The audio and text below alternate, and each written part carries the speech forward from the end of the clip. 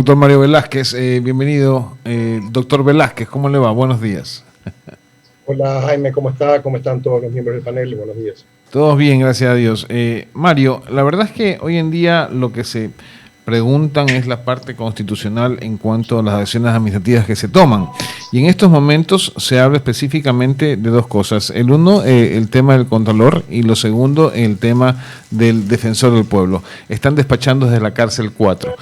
¿Eso constitucionalmente es dable o no? Buenos días nuevamente. A ver, yo creo, ayer conversaba con algunos abogados amigos respecto a este tema y nos parece que definitivamente es un horror, si bien las condiciones por las cuales cada uno está detenido son distintas, la una por presuntos actos de corrupción y la otra por excesos personales que atentan contra una dama.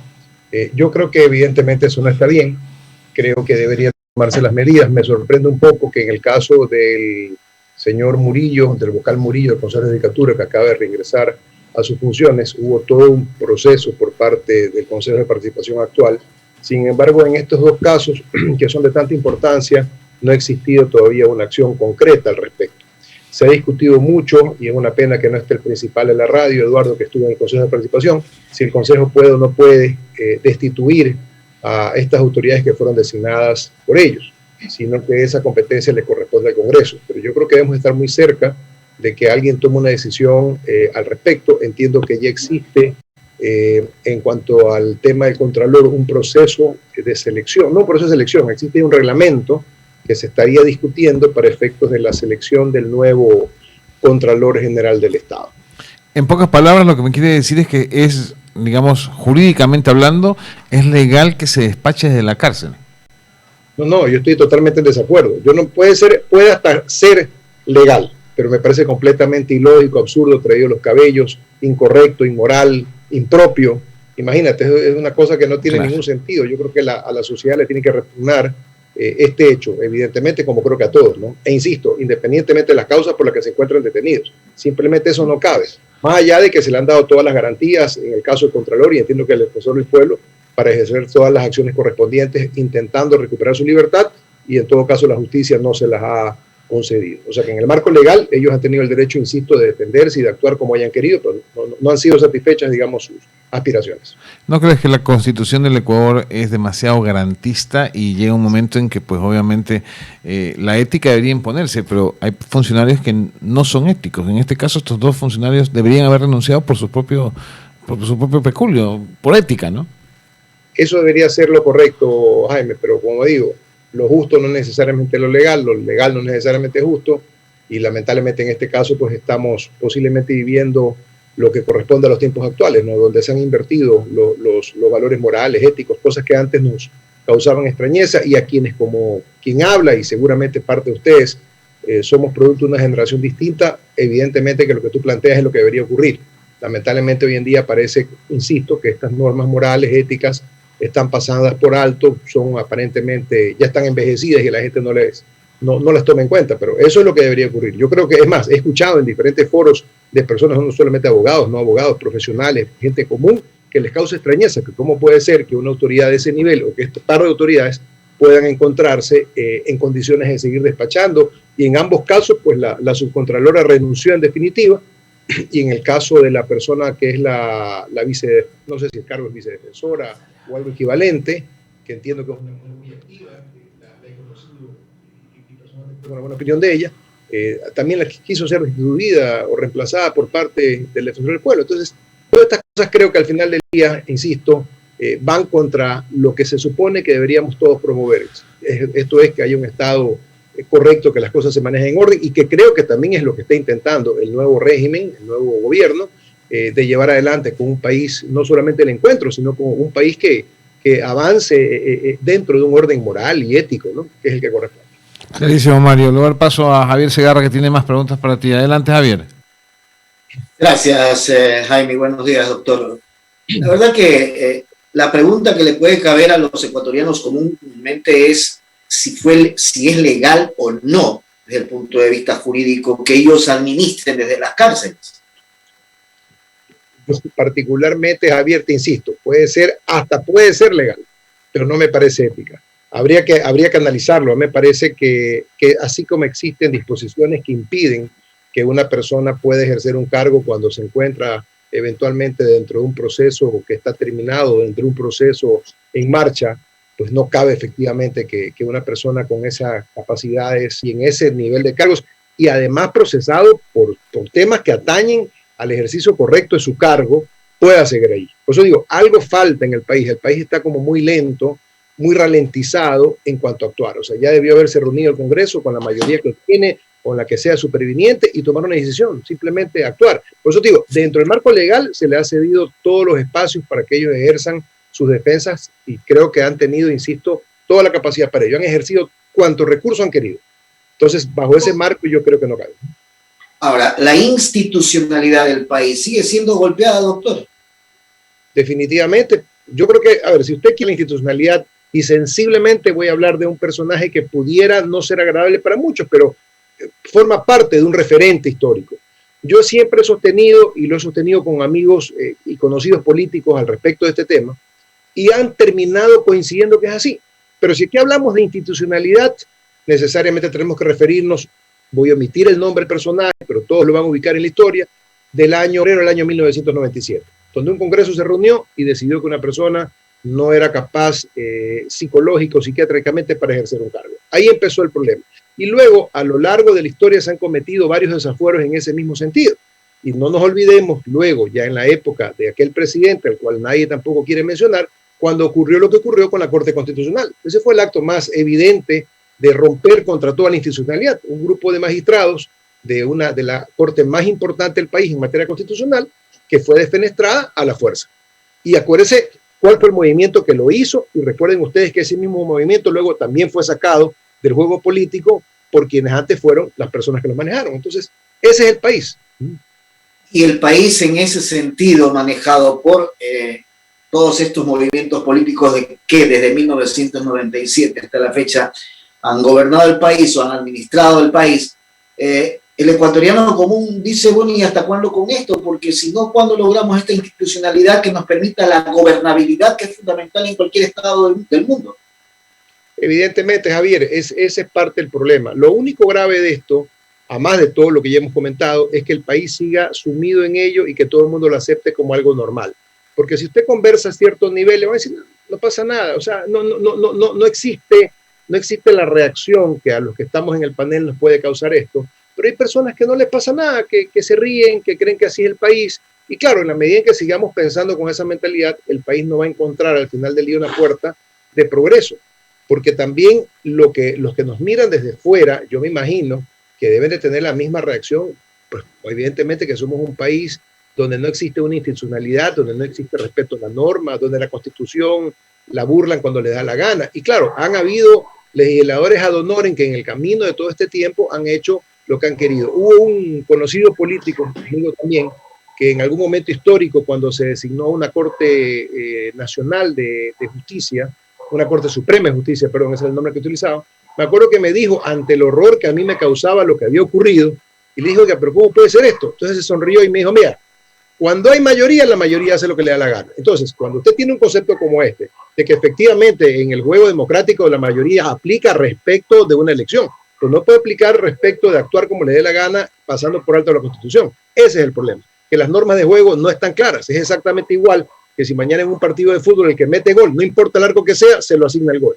Es decir, eso no tiene sentido, y que si estoy jugándolo y le mete un gol poste no pasó nada, no es foul. No, y tiene que haber reglas claras, y eso es lo que el país debe propender, y creo que es lo que el presidente Lasso está intentando, o por lo menos esa ha sido su propuesta, y creo que está dando pasos en esa línea, efectivamente, de lograr que el país entre en un marco en el que todos sepamos cuáles son las reglas de juego. Hacia allá es donde debemos caminar. Entonces, todo país debería caminar en ese sentido. Para nosotros nos parece un progreso inmenso tener que llegar a eso, porque lógicamente no hemos vivido en ese esquema. Yo creo que todos, usted como un periodista de tantos años, mi querido Javier, lo ha vivido y lo conoce perfectamente bien. Este es un país que permanentemente salta de un extremo al otro, y bastaría solamente recordar, no solamente el año 97, yo le puedo recordar también el golpe militar que ocurrió a partir de Maguad. Ahí también existe un problema. Claro, había un clamor popular, un grupo de gente indignada frente a lo que había ocurrido con el gobierno, que actuó ante aquello.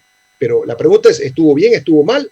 Ahí tenemos un detalle. Y luego, pues, no se diga cuando ese mismo señor que fue revolucionario y que seguramente todos aplaudimos en su momento, porque, insisto, éramos parte de los indignados de lo que ocurría en su momento, pues bueno, tuvo otro presidente que hizo lo mismo con él. Entonces, ve usted cómo al final del día, a veces los ecuatorianos justificamos estas cosas en función de que son circunstancias que tienen que darse. Había un político famoso del país, el doctor Velasco Ibarra, que decía que estos países estaban en permanente ebullición, pero ya tiene que haber un orden en algún momento dado. Hay una etapa de la historia del país, de cuando hubo 3 presidentes, que fue muy conocida, y bastaría revisarla en la historia, en la que un señor subía detenido a la gobernación del Guayas, y de repente bajaba de la gobernación otro conocido militar, y le preguntó, compadre, ¿y usted por qué viene detenido por el alférez XX? Y dice, compadre, me han detenido. El otro señor sacó un revólver, le pegó un tiro y le dijo, nadie puede detener al presidente de la República. Y bajaron juntos como que no pasaba nada. Así se ha construido el país. Este país se ha construido a tropiezos y se sigue tropezando permanentemente. Ojalá, insisto, que ya hayamos entrado en una estabilidad. De hecho, yo creo que el resultado electoral de la última elección demuestra que un país que quiso intentar algo distinto, ojo que no entró una crítica, simplemente quiso buscar algo distinto y bueno, se busca algo distinto y tenemos ahora un presidente con una vocación empresarial. La pregunta es, ¿eso es lo que quiere el país? Ojalá que sí, porque la verdad es que estamos en una situación económica sumamente crítica. Valga decir al respecto, que ayer escuché al ministro de Finanzas y me imagino que a más de uno le habrá repugnado la forma en la que lo expresó, pero hay un ministro de Finanzas del actual régimen que más bien con una mentalidad bastante especial señala que hay que cobrar a los que tienen más, o sea, sigue con ese mismo discurso que no es el correcto, señor. Pero bueno, ese es el país. Hay que amanecer todos los días con la fe en Dios y en la divina providencia que las cosas vayan mejorando. Doctor, gracias de mi parte. Ramiro Cepeda continúa con la entrevista. Mario, ¿qué tal? Saludos. Solo para complementar lo que tú dices, el desastre que hemos vivido no comienza en el 97.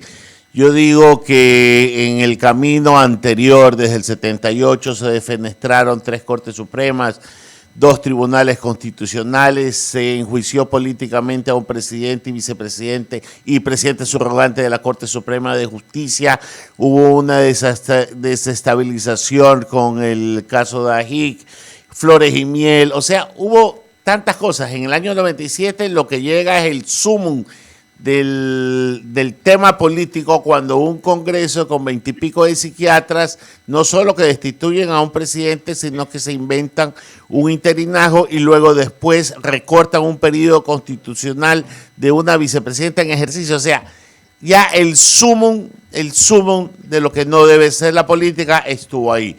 Y en lo anterior que decía sobre despachar desde la cárcel, solo corrígeme si me equivoco.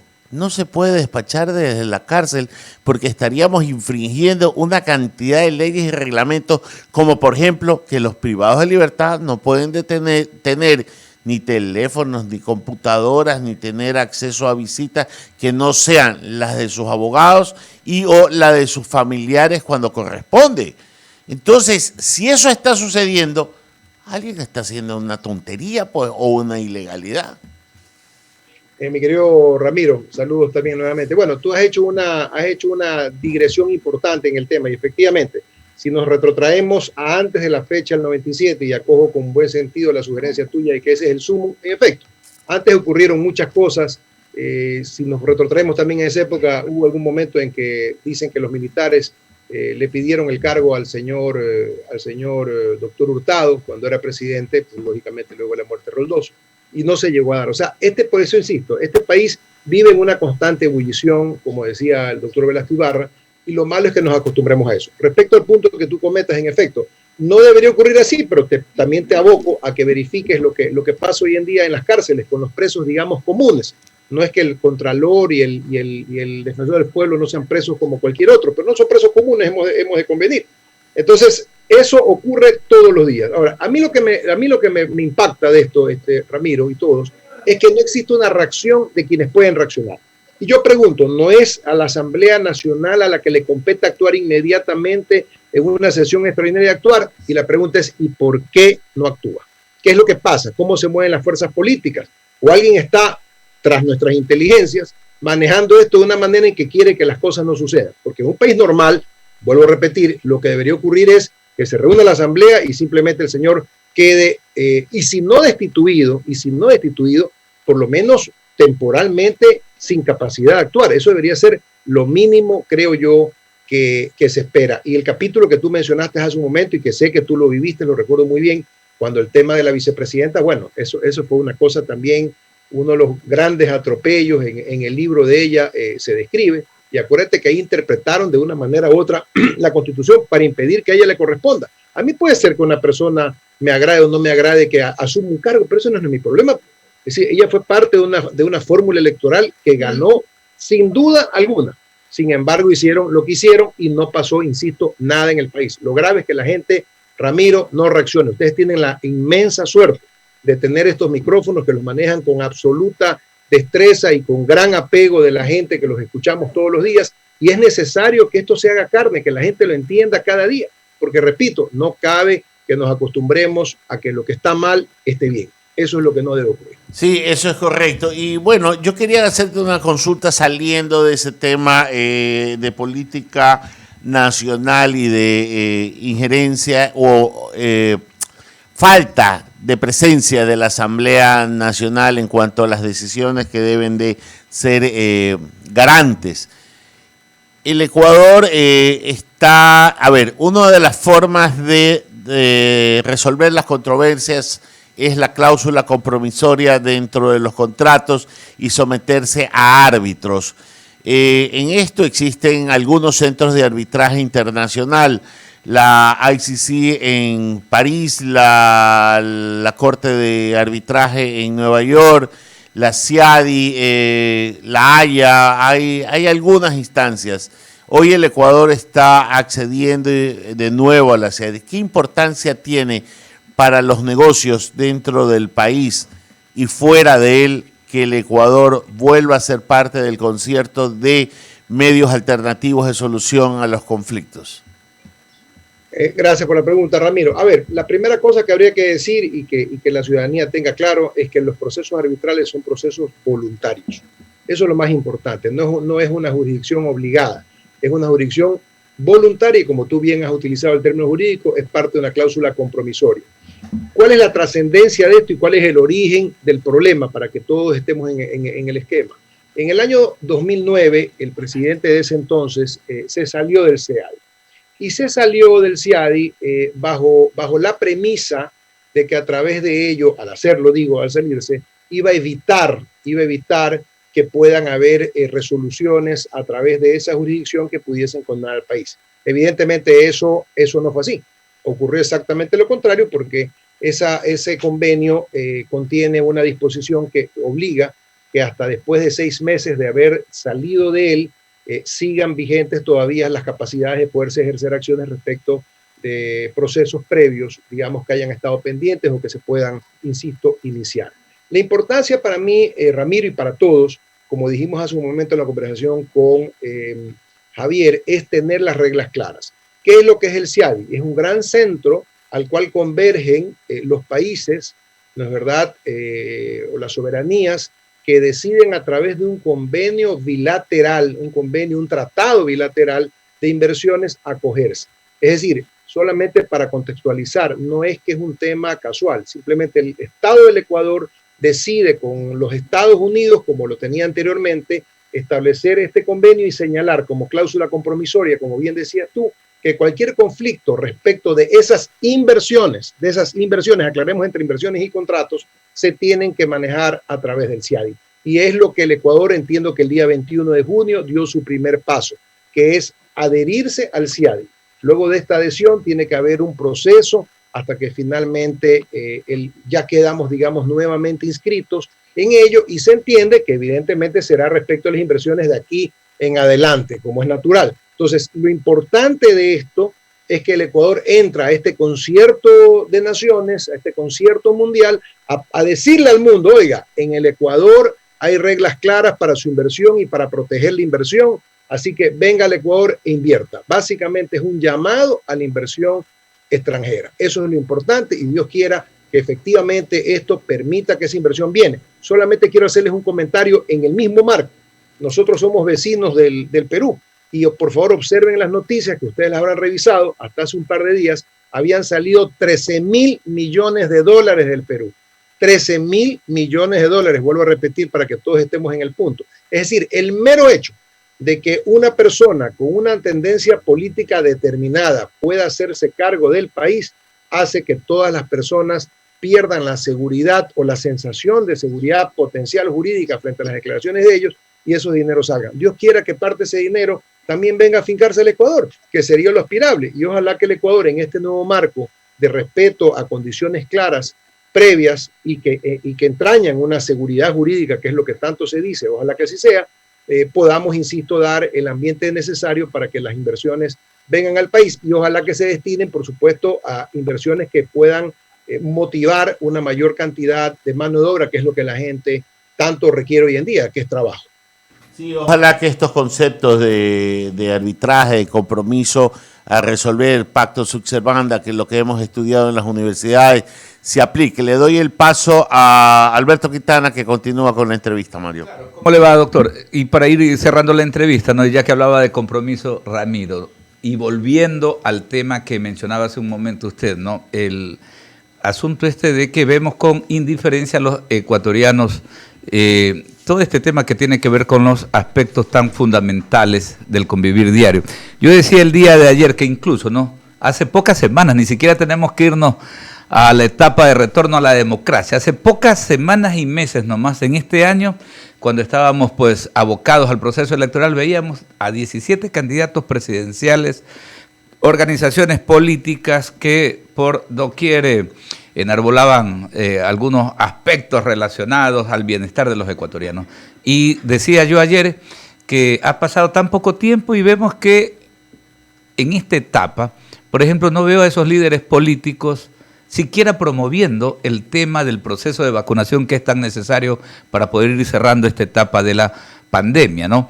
Entonces, la pregunta es, doctor, ¿hasta qué punto o cuál es la responsabilidad que tiene esa clase dirigente del país? A todo nivel, no solamente la política, la gremial, de no tener un verdadero compromiso con el país.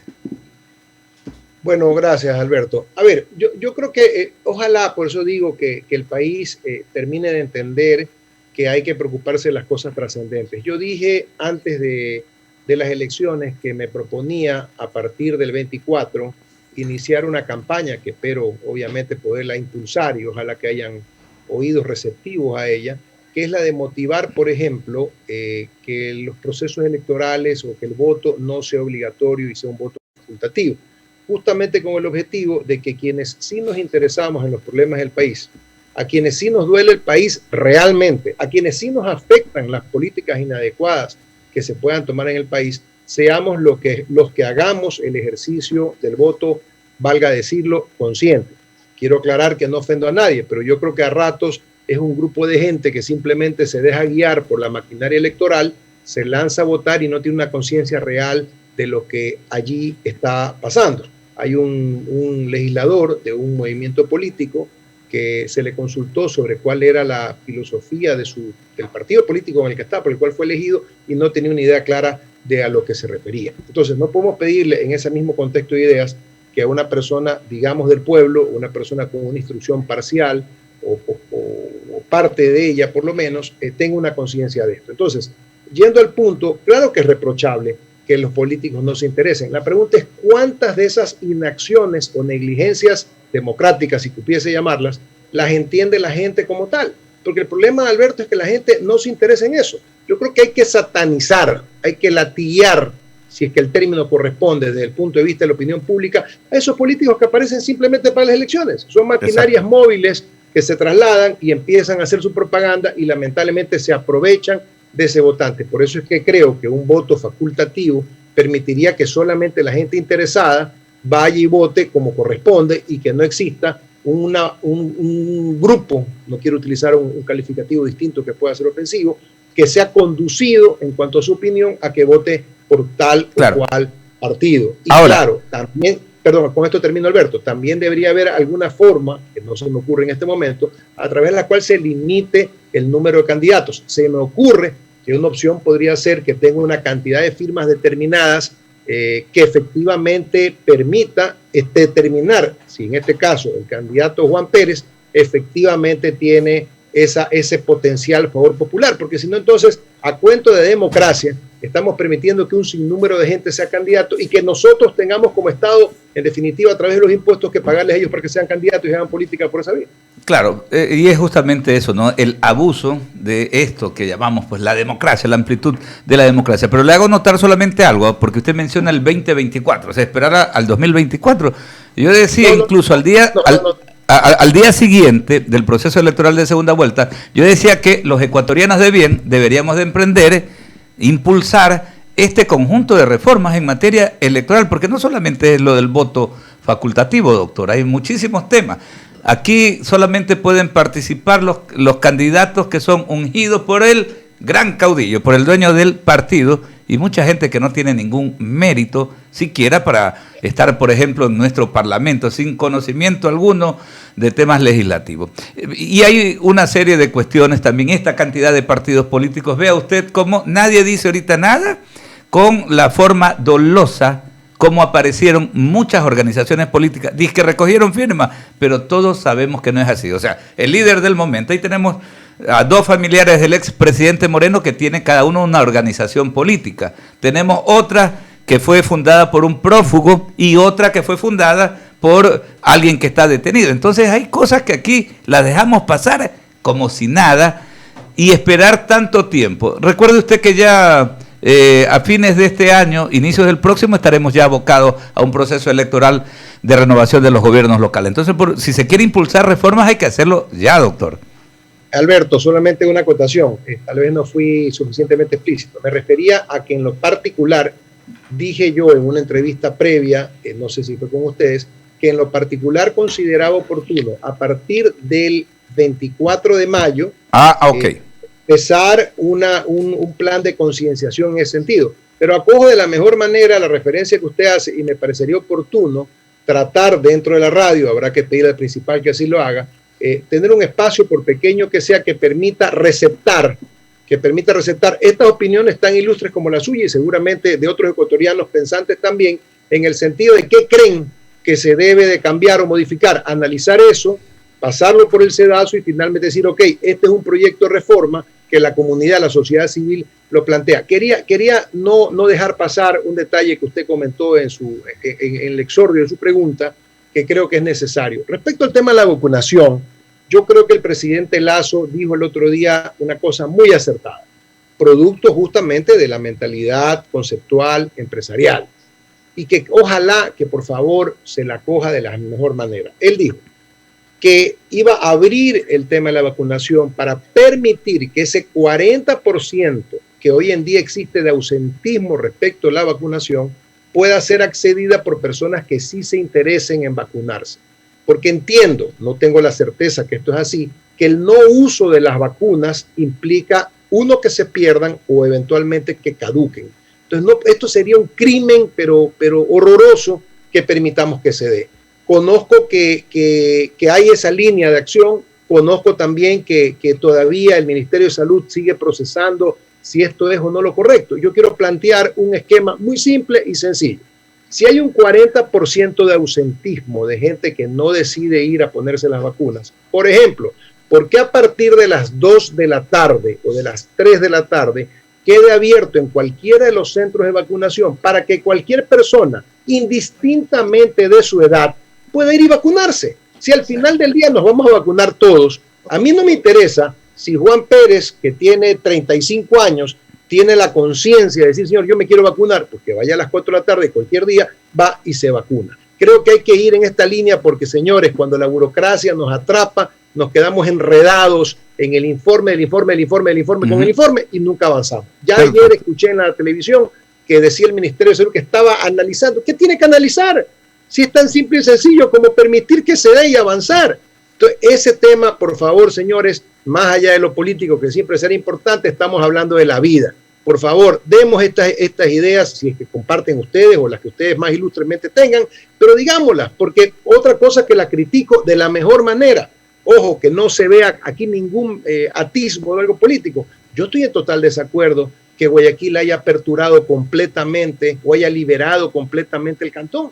¿Acaso que, oiga, si estamos recién, creo que el 30% vacunada, está la gente el 30% vacunada, ¿A cuenta de qué aperturo el cantón? Por último, la aperturaría en proporción, pero no me hace sentido. Y cuidado, ojo, cuidado, ya saben, ya han visto lo que está pasando en Israel, ¿eh? No nos estamos inventando aquí cucos, señores. Claro. Entonces, por favor, hay que tener un sentido común, aunque dicen que es el menos común de los sentidos, para actuar en relación a esta emergencia que seguimos viviendo. Hemos anotado eso también porque hay peligro y sobre todo con la presencia de estas nuevas variantes de la COVID-19. Queremos agradecerle, doctora, un fuerte abrazo por el tiempo y por estos conceptos que orientan a la opinión pública en temas tan relevantes. Fuerte abrazo para el doctor Mario Velázquez. Vamos a ir a una pausa publicitaria muy corta, por cierto, para regresar enseguida con el tramo final en